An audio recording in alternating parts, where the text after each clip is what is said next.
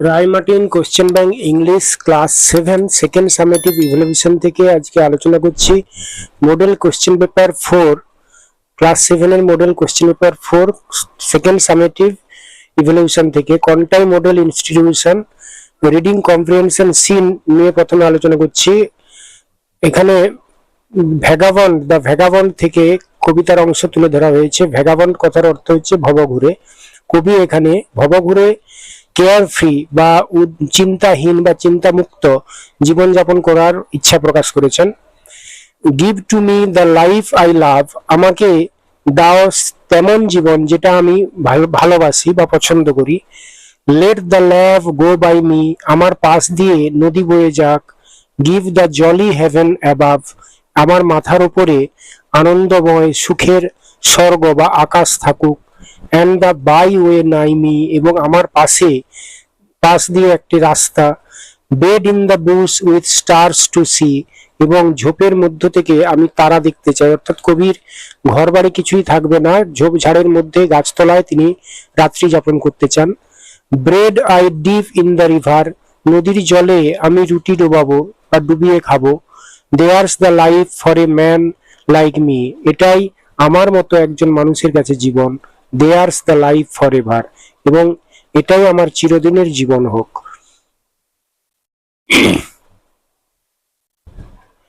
Number 1 এর দাগে রয়েছে write T for true and F for false statements. True অথবা ফলস লিখতে হবে। Number 1, the poet wants a care free life, কবি চেয়েছেন একটি চিন্তামুক্ত জীবন, এটা ট্রু হবে। Number 2, this poem is written by Robert Stevenson, এই কবিতাটি লিখেছেন Robert Stevenson, actually Robert Louis Stevenson, এটা ট্রু হবে। Number 3, the poet likes to see the stars from the bush, কবি দেখতে চান ঝোপঝাড়ের মধ্য থেকে তারাগুলোকে, ট্রু হবে।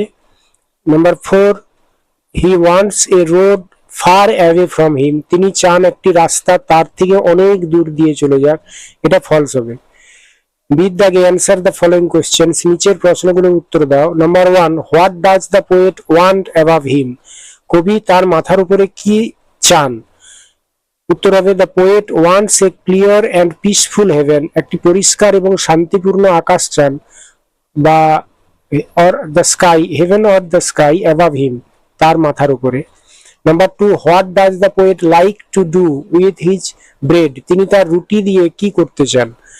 The poet likes two eat his bread by dipping it in the river, কবি চান তার রুটি খেতে নদীর জলে ডুবিয়ে। দুয়ের দাগে রয়েছে আরো একটি টেক্সট বা আরো একটি সিন দেওয়া রয়েছে। All thanks for this good মিল, এটা মংলি অ্যামং দ্য উলফস থেকে নেওয়া হয়েছে। সবাইকে ধন্যবাদ এই ভালো খাবারের জন্য। হি সেড, সে বলল। লিকিং হিজ লিপস, তার ঠোঁটে জিভ বোলাতে বোলাতে।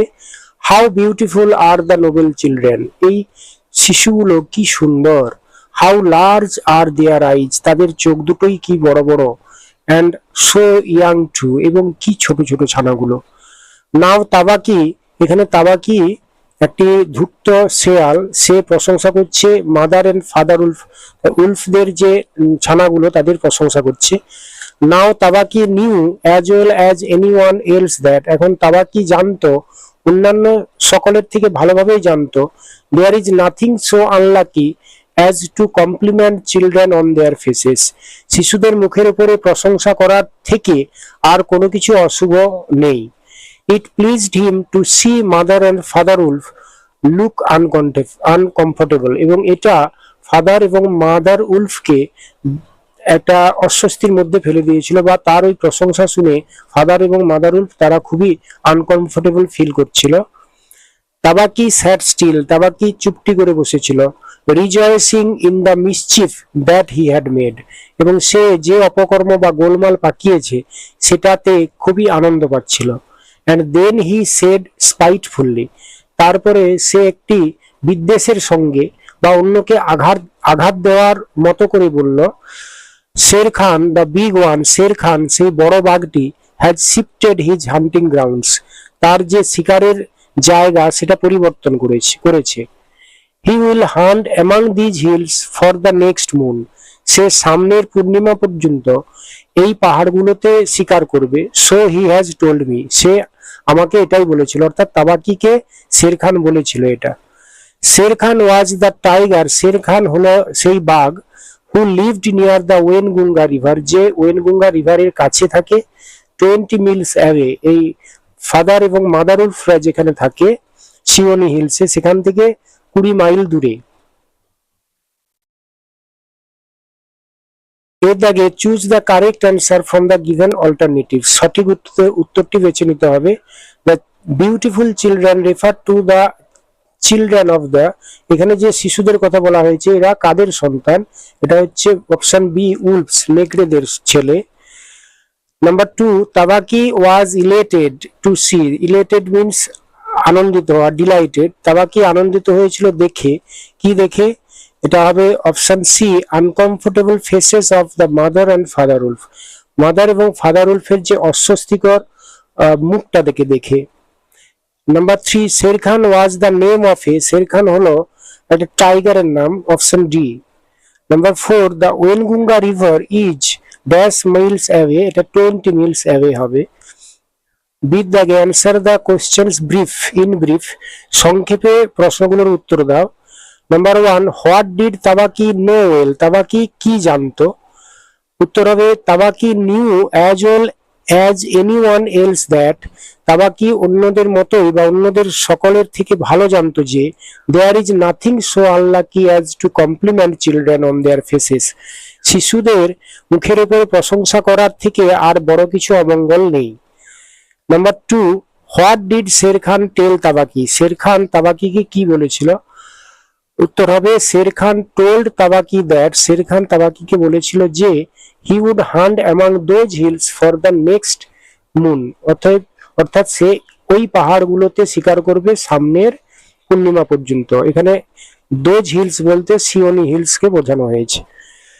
শীত দাগে find the antonyms of the following words, এখানে বিপরীত শব্দ খুঁজে বের করতে হবে। প্রিভিয়াস এর অপোজিট হবে নেক্সট, আর ইনসাল্ট এর অপোজিট হবে কমপ্লিমেন্ট, ইনসাল্ট মানে অপমান করা, কমপ্লিমেন্ট মানে প্রশংসা করা।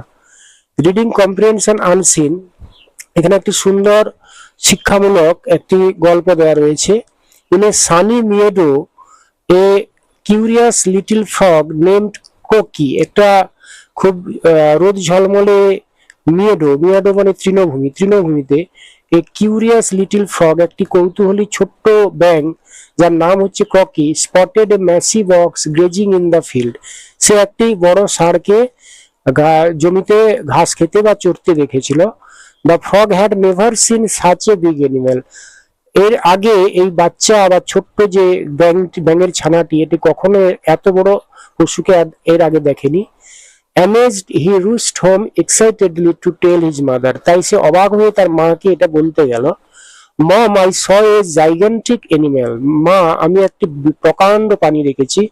হি এক্সক্লেমড, সে চিৎকার করে বা চেঁচিয়ে বলল। হিজ মাদার্স কিউরিওসিটি ওয়াজ স্পার্কড, তার মায়ের যে কৌতূহল সেটা ঝলমল করে উঠলো। হাউ বিগ ওয়াজ ইট, এটা কত বড়, সি আস্কড, সে জিজ্ঞেস করলো। ক্রকি রিপ্লাইড, ক্রকি উত্তরে বলল, মাচ বিগার দ্যান ইউ, তোমার থেকে অনেক বড়। His mom filled with pride, তার মা তো গর্বে বা অহংকারে ভরে উঠলো। পাপ টাফ হার বডি, সে তখন তার দেহটাকে ফোলাতে লাগলো। I am the biggest frog, আমি হচ্ছি সব থেকে বড় ব্যাঙ। সি বোস্টেড, সে গর্ব করে বলতে লাগলো। But each time Croaky confirmed the ox was even larger, কিন্তু প্রত্যেকবারই ক্রকি বলে উঠতো যে তার মায়ের থেকে সেই ষাঁড়টি আরো অনেক বেশি বড়। সি ইনফ্লেটেড ফার্দার, সে আরো বেশি করে দেহটাকে ফোলাতে শুরু করলো। It is bigger than me now, এটা আমার থেকে বড়।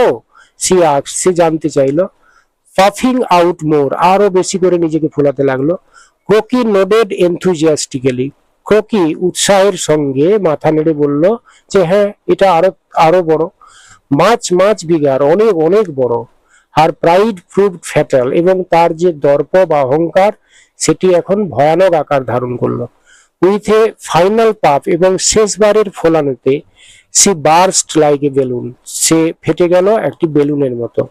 ক্রকিজ আইজ widened in shock. ককি বিস্ময়ে বা হতবাক হয়ে তার চোখ দুটো খোলা রয়ে গেল। Mother, your boasting went too far. সে বলে উঠল যে মা, তোমার যে অহংকার সেটা অনেক দূর ছাড়িয়ে গিয়েছিল। He learned a valuable lesson. সে একটি খুব ভালো শিক্ষা পেল। Excessive pride can lead to unexpected consequences.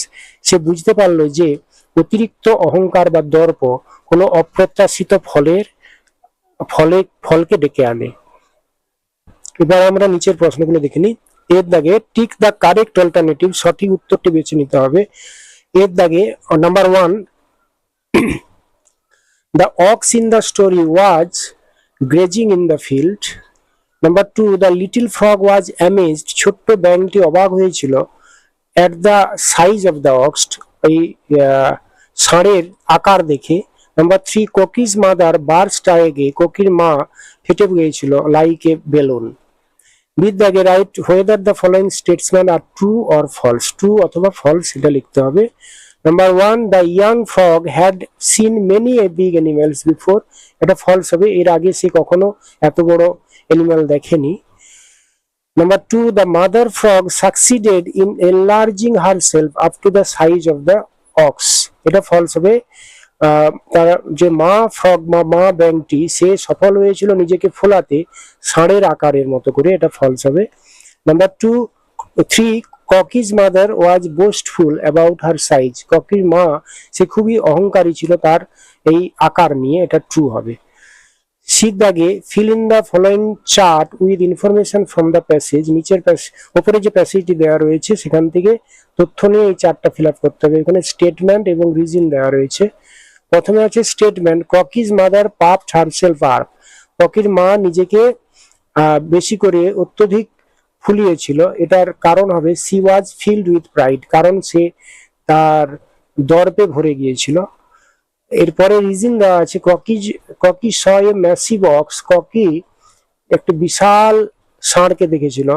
ককি was amazed, তার ফলে ককি কি হয়েছিল, হতবাক হয়েছিল।